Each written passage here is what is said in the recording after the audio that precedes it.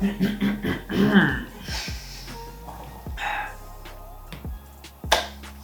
guys, welcome back to Bunny Igloo. No, oh my god.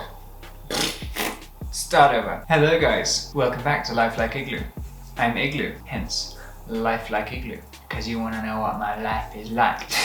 Random side note, completely unrelated to the video. This video is in loving memory of my mother's cat, Princess, who I just learned 3 minutes ago has tragically passed on at the age of like 11 or 12, I think. So, and I really liked that cat, so this video, unrelated video, is dedicated to the memory of that cat. She was a wonderful cat.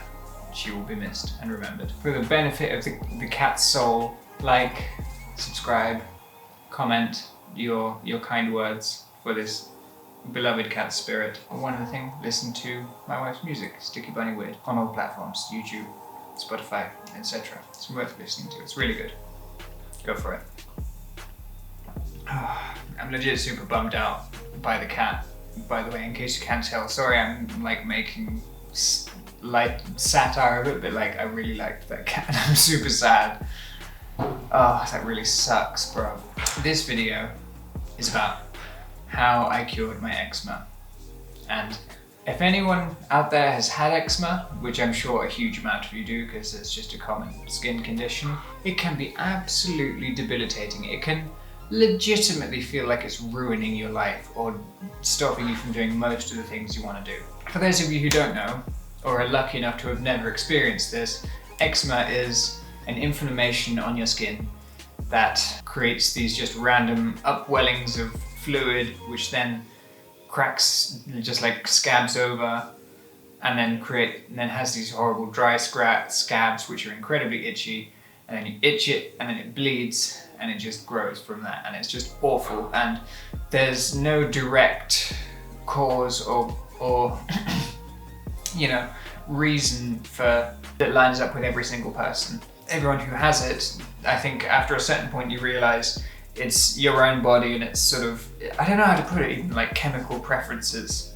Certain people are vulnerable to certain things and certain people just aren't. This video is, like I should have said this ages ago, this video is about how I cured my eczema. And as you can see,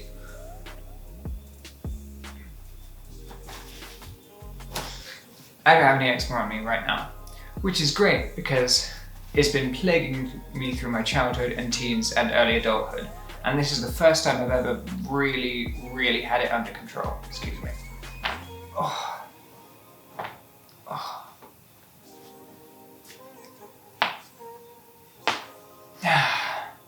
A little bit of backstory, because if I give you the answer straight away, you just watch that bit of the video and click off, and that's not good. Marketing, I'm kidding. But yeah, anyway, a little bit of backstory for context. I've had eczema since probably it was as early as I can remember, probably 5 or 6, and it would be mainly on like the sweaty patches of my body. So like this bit here, like it actually was really bad on my forehead, all along here, just like across my eyebrows. It was like this big monobrow of eczema, as well as, you know, my armpits and my back of my legs. That was especially bad. And throughout, especially high school, it was truly, and I say this, completely debilitating. It was all throughout class. If anyone's eczema, it itches and almost feels like it's writhing, and then it just produced, like, I literally had this horrible, like, crusty orange band across my forehead from horrible skin seepage, and you could literally pick off weird orange crystalline flakes of it. It was vile, and you've probably just clicked off just hearing that description.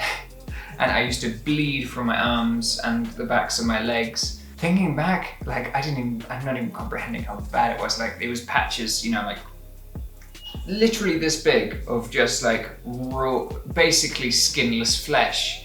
If anyone's had really bad eczema or psoriasis, which is like an even worse version of it, basically.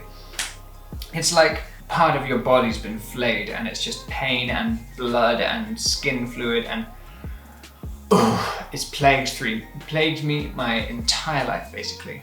And I eventually got prescribed steroid cream, which To be fair, the steroid cream did treat it. It definitely didn't cure it, and I would still get flare-ups regularly of it, but if you put it on, it would make it go away for a little while. But if anyone knows about steroid creams and, you know, a lot of steroid treatments, it's not good to have it for a long time, and those particular steroids were very strong, which is not good. And I'm not talking about like muscle anabolic steroids. I'm talking about, you know, different kind of, you know, the kind of steroids that's not that. I don't know how to put it. Not anabolic steroids, I think. And I think it was called Elicon, some cream like that. And I relied on that throughout my teens and early adulthood, which wasn't ideal because it doesn't deal with the root cause. It just treats the surface as it's already getting bad. I've tried hundreds of things, and one thing I've found, which might be useful to people, is I'll name sort of my eczema triggers. So for the main one, I think, is stress. I think that's a very common one. If you're really stressed out, if you've had a really awful time or something really horrible has just happened to you, it will just erupt on your skin. Just anywhere, wherever you're feeling that stress, it'll end up appearing. And that happened a lot. I was going through, you know, just life in London and stuff. It's hard, man. Stress is the main one, I would say. In fact, my sister sometimes, you know, struggles with it as well. She calls it stressma, which I thought was quite a good terminology for it.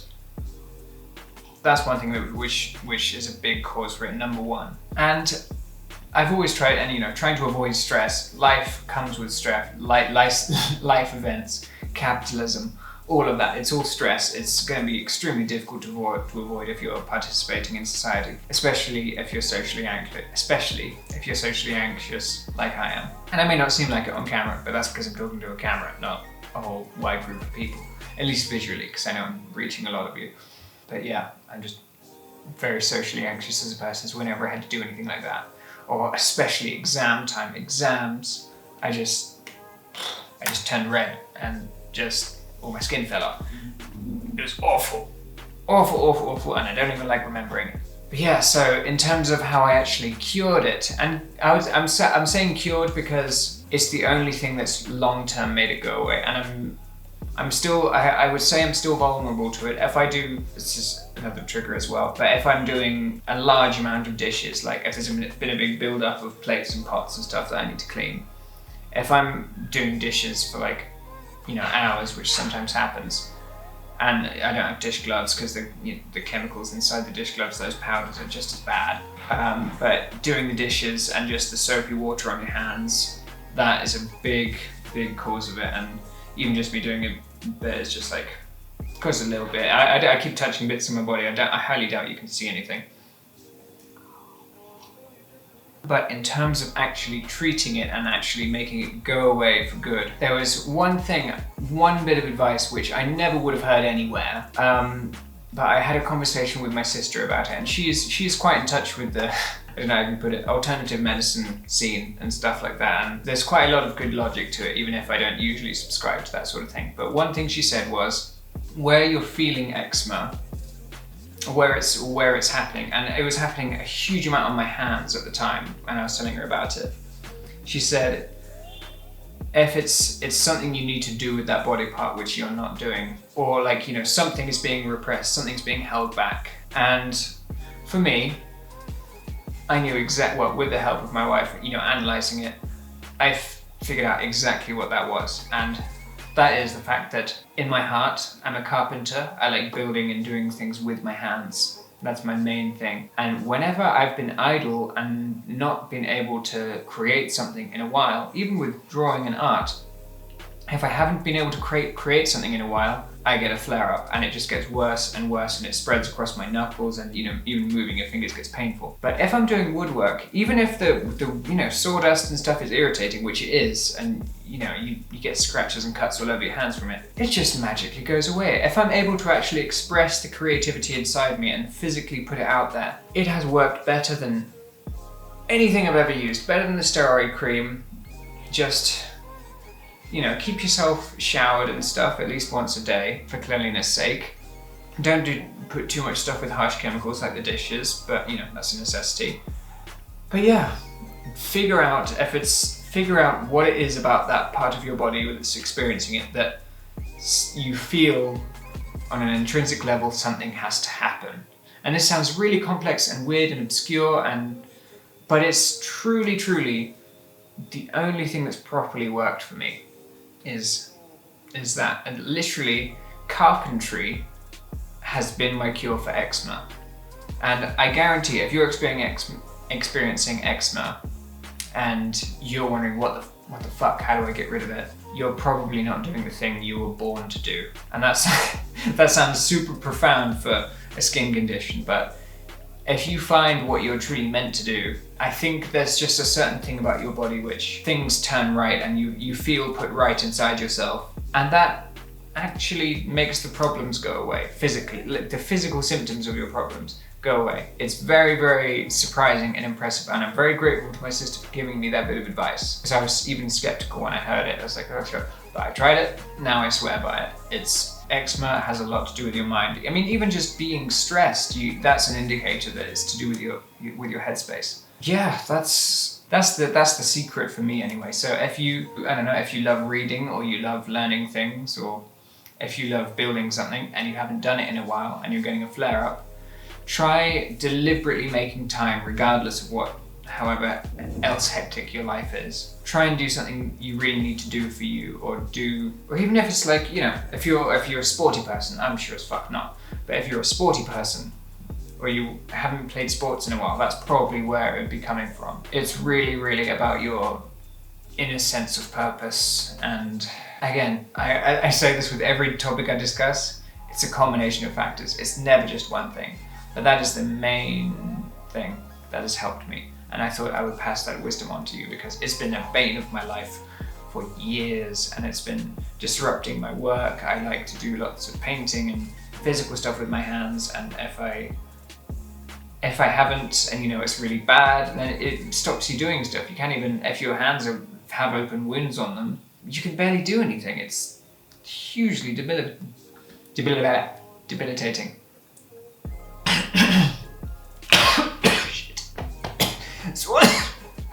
Inhale tea.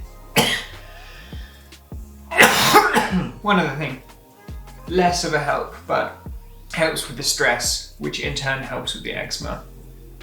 Plus, it's very good for homeostasis in general, but smoking weed or eating edibles, just consuming cannabis in some way, as much as it's all stigmatized, that plant has been in line with humanity for literally thousands upon millions of years. We and it interact very well. When you consume it, it brings your body a certain kind of chemical normality. It helps bring anything in your body that's out of alignment back into alignment. So I can also recommend cannabis, though that main thing of needing to find your purpose and doing it and physically getting into that will be the main help for you. Also, just stay clean, avoid being sweaty. I'm getting sweaty from this shirt right now because it's hot in Uganda. Yeah, just all the usual stuff to take care of your skin. Don't do a bunch of moisturizers and all kinds of different skin stuff. Honestly, keep it simple. Keep it clean and use Vaseline. That's a good little rhyme I made up. Keep it clean and use Vaseline. Just a little bit of this if you've had a shower. Don't add anything else. That's my personal perspective anyway, because as long as you're drinking water, your skin is moisturizing, watering itself, you're producing everything you need. You don't need a corporation to give you some mush for your skin necessarily. This is a very pure thing. This is not even the Vaseline with any additives or aloe vera or shea butter or anything. This is just pure petroleum, which is very, very good. I swear by it now, having tried it for a few years. So yeah, this video is getting quite long now. So I think I'm gonna wrap this up. That is how I cured my eczema. I hope it helps you. Honestly, that little bit of advice I mentioned, finding if it's your hands, then your hands are probably idle and need to do something. I swear by it. You should try it too. Please, if you found this interesting or good advice, please comment, because I want to know if it's just me or if this is actually helping other people as well. Because this is quite an important thing for me, because it's been a huge, like I said, a huge brain in my life for so many years. Thank you so much, guys. Don't forget to like, subscribe, comment, enjoy my hair, comment about my hair. I'm proud of my hair, it gives me confidence, etc. Thank you so much for watching, guys. Listen to my wife's music, Sticky Bunny Weird, on all platforms. I do. It's really good. It really helps us out. Thank you so much, guys. Lots of love. Bye bye.